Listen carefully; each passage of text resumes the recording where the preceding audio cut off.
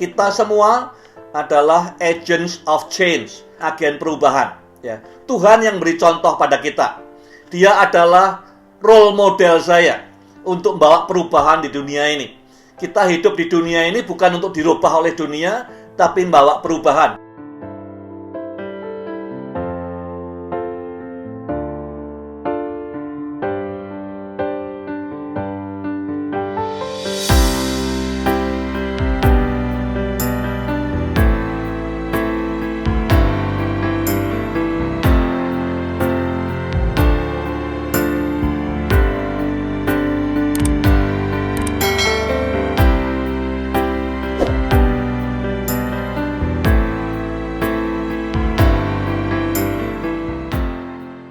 Kita melihat Ester pasal 9 dan pasal 10. Jadi dua bab sekalian kita bahas.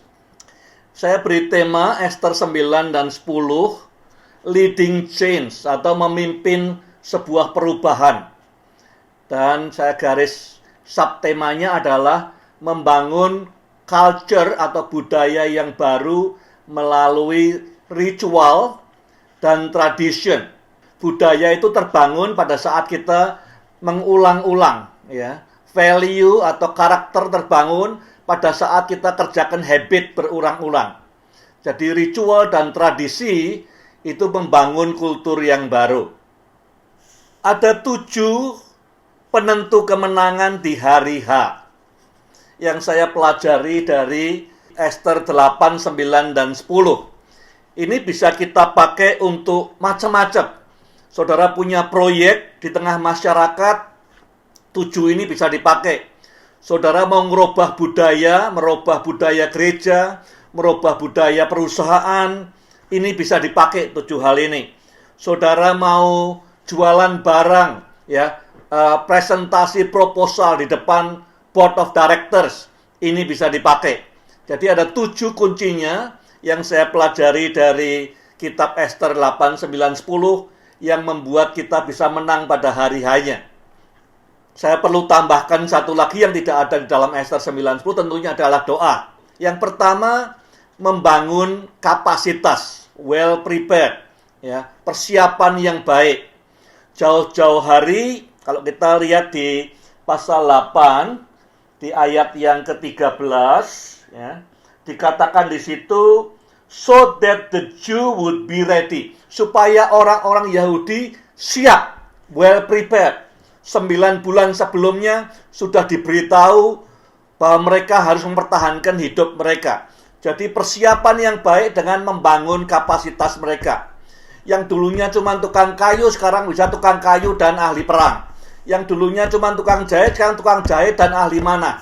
Yang dulunya cuma mungkin tukang masak, bisa tukang masak dan ahli strategi. Jadi bangun kapasitas. Yang pertama, sebelum hari H, kapasitas harus dibangun dan kita harus siap. Nomor 2, kita membangun environment, mengkondisikan orang-orang di sekitar kita. Di pasal 8 ayat 11 dan 17, kita lihat bagaimana berita didengungkan kemana-mana, sehingga membuat orang-orang yang tidak benci pada orang Yahudi, yang mungkin hanya ikut-ikutan, menjadi ketakutan dan menjadi kemudian bertobat menjadi orang Yahudi. Ya. Di ayat 17 diulang lagi, bahwa semua yang lain yang bukan orang keturunannya si Haman, ya, kemudian karena takut pada orang Israel, kemudian menjadi temannya orang Israel. Jadi kita mengkondisikan dulu. Kalau kita mau ngadep board of director, kita kondisikan dulu dengan messaging yang benar, dengan branding yang benar.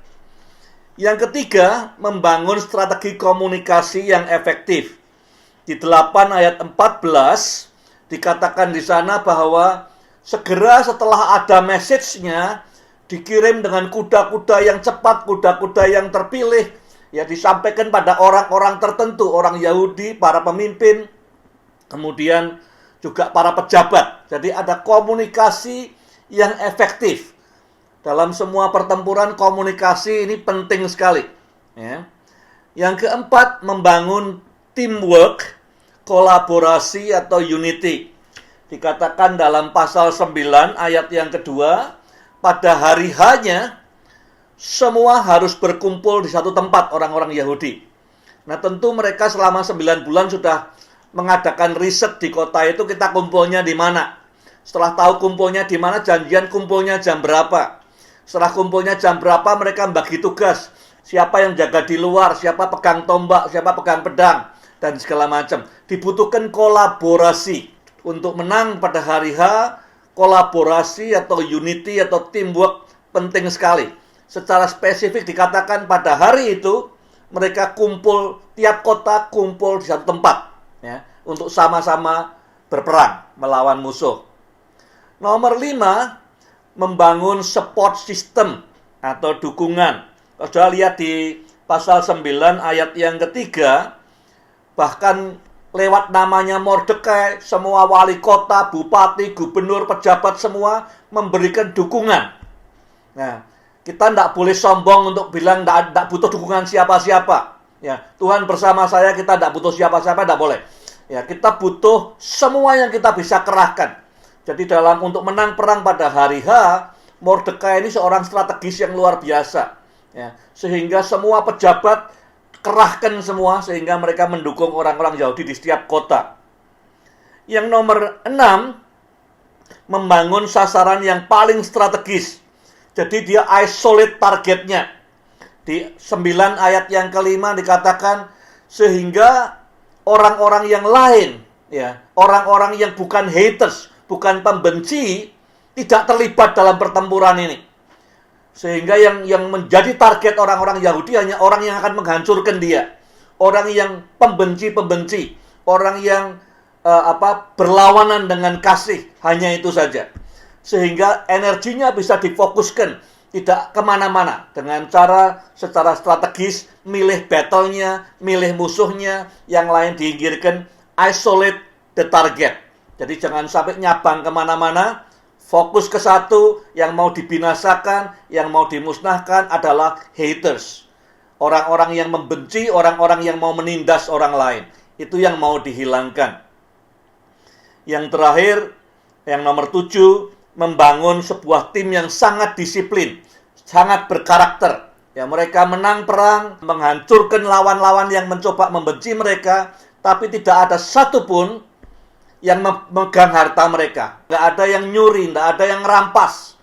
Karena tujuannya satu saja, kita bela diri supaya ada kultur yang caring, bukan kultur yang membenci. Pembenci-pembenci tidak boleh hidup lagi. Orang yang merasa dirinya lebih daripada orang lain tidak boleh ada dalam organisasi ini. Tidak mengusik harta mereka sama sekali. Walaupun mestinya berhak barangkali, tapi tidak diusik sama sekali oleh pasukannya orang-orang Yahudi ini. Disiplinnya kuat, ya, rapi, kolaboratif. Jadi itu 7 hal, bisa dipakai di gereja, proyek di masyarakat, bisa di perusahaan, dimanapun juga. 7 hal ditambah doa dan puasa, maka kita akan menang pada hari H. Khususnya jika kita mau mengadakan perubahan besar di masyarakat, di gereja, di perusahaan. Kita pelajari di bab yang lalu, bab 8, bahwa dia tidak berhenti sebelum betul-betul selesai. It is not finished until it is finished. It is not finished until it is documented. It is not finished until God say it finished. Jadi dia lihat pada tanggal 13 sore, ternyata dia rasakan masih ada, walaupun undang-undangnya tidak berlaku tanggal 14, masih ada kecil mungkin sporadis di sana sini orang-orang yang benci orang Yahudi. Orang-orang yang pembenci-pembenci yang ingin mencelakai bangsa Yahudi masih ada. Walaupun kekuatannya mungkin tidak besar, masih ada. Nah, Esther berpendirian bahwa tidak boleh lagi dalam sejarah ada satu bangsa memusnahkan bangsa lain. Tidak boleh. Ya. Budaya pembenci tidak boleh ada di kerajaan Persia. Tidak boleh di keluarga kita, tidak boleh di perusahaan kita. Jadi harus dimusnahkan. Jadi di ayat 13 sampai 15, dia menghadap raja sekali lagi.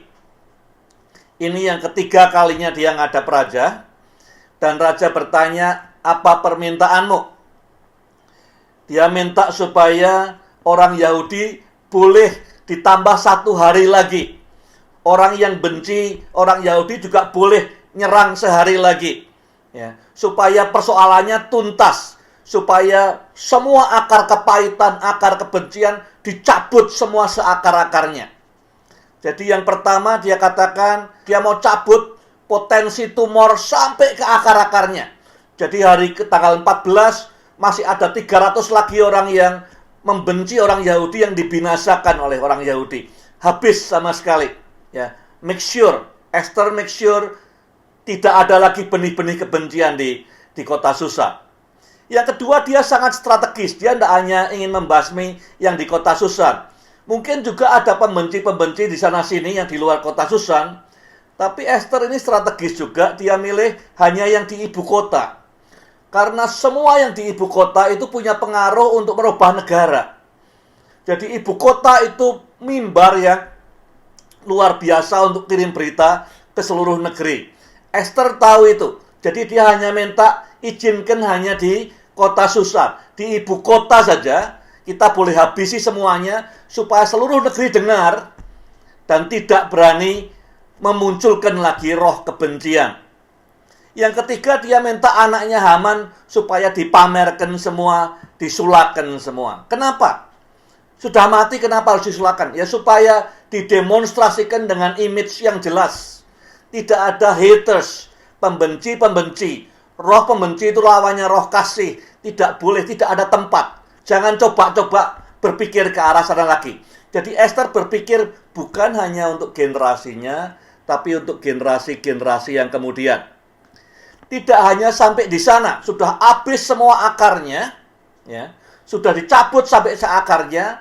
Esther belum berhenti, ya, tapi dia ingin supaya tidak bisa tumbuh lagi di kemudian hari. Tidak boleh ada yang berpikir punya hak membinasakan sebuah bangsa lain, ya, rasis, tidak boleh. Maka kemudian ada 3 hal caranya untuk supaya tanah ini tidak bisa ditumbuhi lagi pembenci-pembenci. Yang pertama, lihat di ayat 2 dan ayat yang kelima pasal 9. Yang dibasmi adalah orang yang berikhtiar mencelakakan orang lain. Harus diganti dengan apa? Harus diganti dengan leaders builder, people builders. Ya, diganti dengan pemimpin-pemimpin yang bangun orang lain, bukan yang mencelakakan orang lain.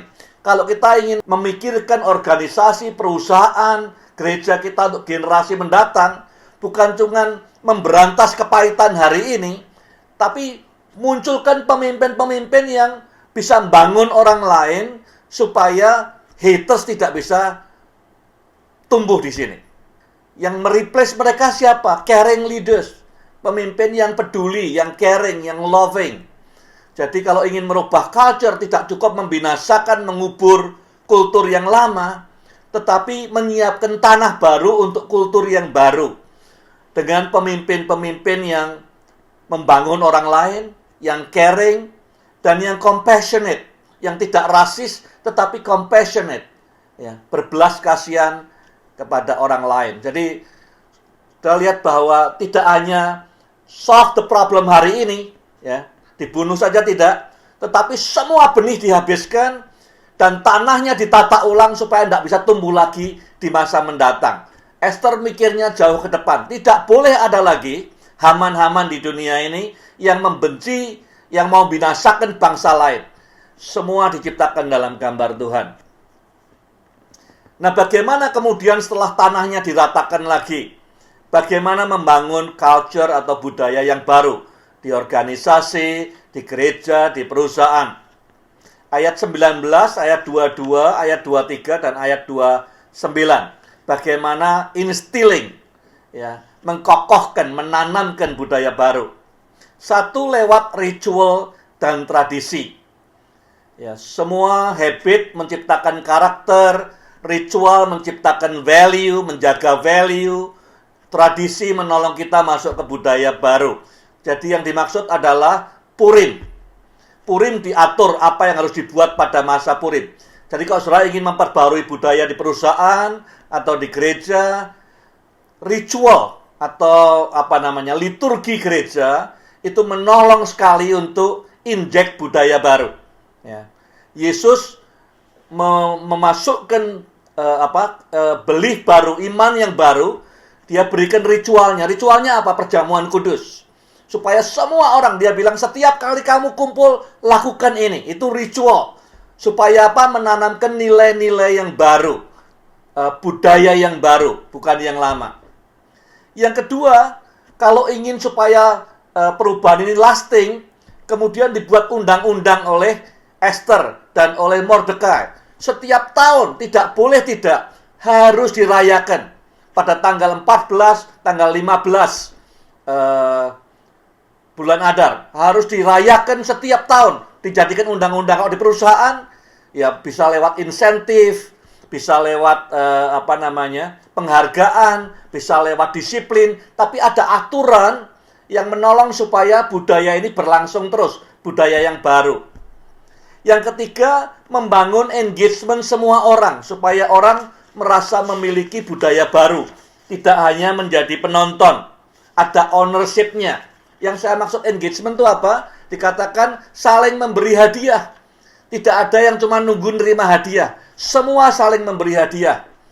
Dan dengan semua terlibat memberi hadiah, mikirkan orang lain pada hari itu, maka ini menguatkan identitas sosial orang-orang Yahudi. Sama dengan perusahaan, sama dengan gereja, libatkan sebanyak mungkin orang. Salah satu faktor gereja bertumbuh kalau semakin banyak prosentasi orang yang terlibat dalam pelayanan. Jadi budaya baru bisa kokoh kalau semua staf, semua pegawai, semua jemaat terlibat dalam ritualnya setiap tahun. Yang keempat, membangun relationship. Dikatakan kamu pada hari Purim itu harus ada jamuan makan. Makan bersama-sama. Build community. Membangun connection community. Jadi jangan sampai ada orang datang gereja sendirian, dengar firman dan segala macam, pulang sendirian, tidak ada komunitas. Ini berbahaya. Ya. Eklesia itu selalu komunitas, keluarga itu community. Ya. Jadi kita harus selalu, kalau mau mengkokohkan budaya, lewat community-community yang ada. Nah, Purim itu apa? Kalau sudah perhatikan, satu-satunya hari raya di Israel yang tidak diperintahkan langsung oleh Tuhan. Semua hari raya lain, Paskah, Pondok Daun, Pantekosta, itu ada perintahnya dari Tuhan lewat Musa semua. Satu-satunya yang tidak ya cuman Purim ini. Ciri khas yang kedua, Purim ini satu-satunya hari raya di Israel di mana semua orang harus bersukacita. Tidak peduli ya paginya kehilangan uang atau apapun, tetap harus sukacita. Jadi ini adalah wajah awal daripada perjanjian baru. Yesus mengatakan bahwa kita harus bersukacita senantiasa. Ada masalah, tidak ada masalah, ada challenge, tidak ada challenge, dikritik orang, dihina orang, tetap sukacita. Sukacita tidak bergantung kepada kondisi, tapi sukacita adalah sikap hidup kita di hadapan Tuhan. Jadi ada 5 hal yang menjadi ciri khas Purim yang diminta khusus oleh Esther dan Mordekai. Satu adalah joyous occasion, harus sukacita, tidak boleh tidak. Ya, boleh tidak makan-makan tapi tidak sukacita, tidak boleh. Boleh tidak kita beri hadiah tapi tidak sukacita, tidak boleh. Sukacita itu nomor 1. Karena apa? Sukacita memberi kekuatan pada bangsa ini. The joy of the Lord is my strength. Ya. Sukacita yang datang dari Tuhan itu kekuatanku. Yang kedua, ritual ini mengingatkan bahwa pada hari itu, tanggal 13 bulan Adar, yang seharusnya mereka habis sebagai satu bangsa, menjadi hari keselamatan. Jadi tiap kali merayakan, hatinya mengucap syukur, gratefulness. Orang betul-betul yang gratefulness akan mengambil sikap yang selfless. Kalau orang hatinya mengucap syukur, dia tidak egois. Tidak mungkin mengucap syukur sambil egois, tidak mungkin. Itu berlawanan. Jadi ciri khas yang kedua, mengucap syukur. Ya, kalau di perjanjian baru, kita harus mengucap syukur senantiasa. Paulus berkata, Kalau ada orang Kristen yang lupa bahwa hidupnya itu bayar utang pada Tuhan, ya, walaupun tidak pernah bisa, maka cara pikirnya akan picik. Yang ketiga, reconnecting, strengthening relationship. Tidak boleh cuman diem di rumah, ya, sambil main game, tidak bisa. Purim harus selalu connect dengan orang lain, bangun komunitas, karena komunitas itu kekuatan kita. Ya, baik di sekolah, di gereja, di perusahaan, harus ada community. Yang keempat, celebration. Nah, dikatakan kamu harus celebrate. Kenapa kok celebrate? Karena celebrate mendatangkan confidence, winning attitude. Dan yang kelima, specifically ditulis, harus ingat orang-orang miskin, caring for the poor. 5 hal ini adalah ciri khas atau features daripada perayaan Purim, yang merupakan gambaran daripada Purim sesungguhnya, yaitu dalam Tuhan Yesus. Harus sukacita senantiasa. Tiap hari ngucap syukur. Kita berbuat baik bukan karena minta berkat, kita bekerja keras bukan karena minta berkat, karena ngucap syukur. Keselamatan diberikan oleh Tuhan. Reconnecting, kita tidak bisa bertumbuh sendirian. Harus dalam komunitas. Celebrating, karena kebangkitan Yesus memberi kita kuasa. Kuasa kebangkitan yang sama. Dan yang nomor 5, caring for the poor. Tidak boleh dilupakan. Semua yang merayakan Purim di Perjanjian Baru harus juga peduli kepada orang miskin. Generous. Ya, orang yang generous tidak bisa selfish juga. Orang yang generous tidak bisa korupsi. Karena dia ingin beri lebih kepada orang lain. Jadi ini 5 ciri-ciri daripada Purim di Perjanjian Lama yang adalah gambaran daripada Yesus buat kita. Ya. Jadi tiap hari kita ngerayakan Purim, sukacita, ucap syukur, connect dengan komunitas, belajar Bible study, celebrate kemenangan-kemenangan Tuhan Yesus. Dan yang terakhir, caring for the poor. Tidak boleh kita lupakan. God is leading change. Dia membawa perubahan dalam kitab Esther. Kita semua adalah agents of change. Agen perubahan. Ya. Tuhan yang beri contoh pada kita. Dia adalah role model saya untuk membawa perubahan di dunia ini. Kita hidup di dunia ini bukan untuk dirubah oleh dunia, tapi membawa perubahan. Ada 6 hal yang Tuhan rubah di kitab Esther ini. 1, lewat hari raya Purim, Tuhan merubah hari-hari yang menakutkan, hari-hari yang memalukan, hari-hari duka menjadi sukacita. Ya.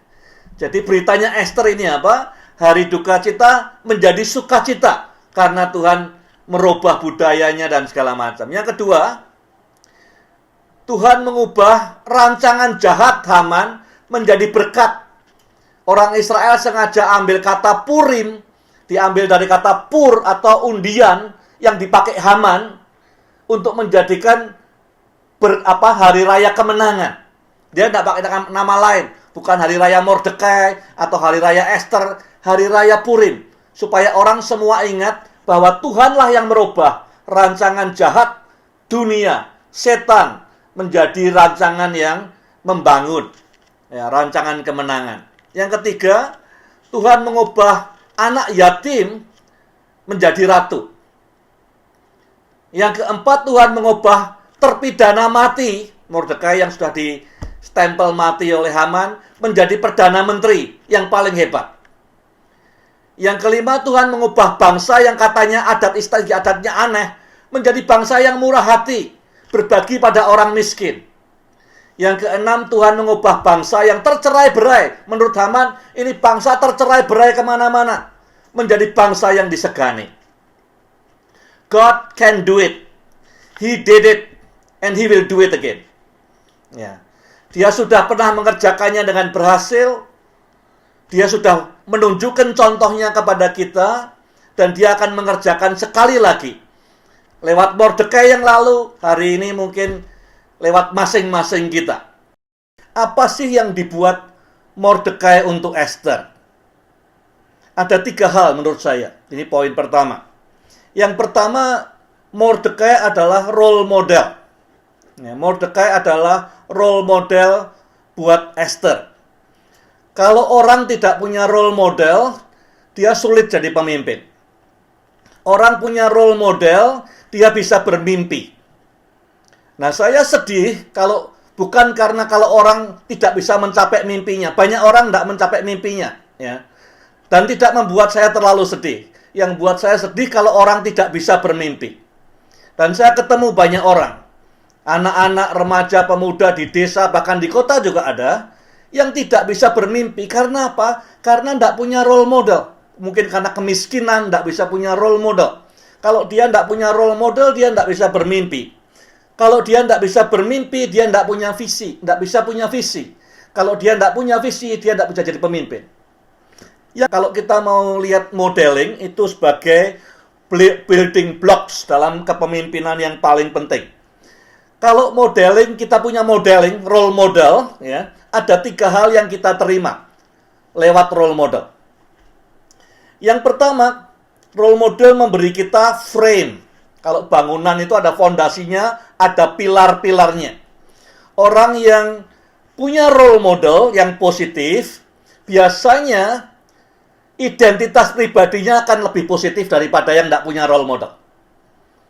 Bisa nerima dirinya sendiri, punya harga diri yang lebih baik, punya confidence, self-worth yang lebih baik.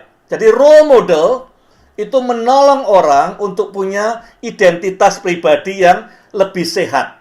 Biasanya orang yang punya identitas pribadi yang sehat bisa punya kadar kepemimpinan, bisa mulai memimpin dengan baik. Yang kedua yang diberikan oleh role model lewat peneladanan adalah karakter. Kalau hanya frame saja, hanya kerangka saja, kita bisa mulai mimpin, belum tentu bisa mengakhiri dengan baik.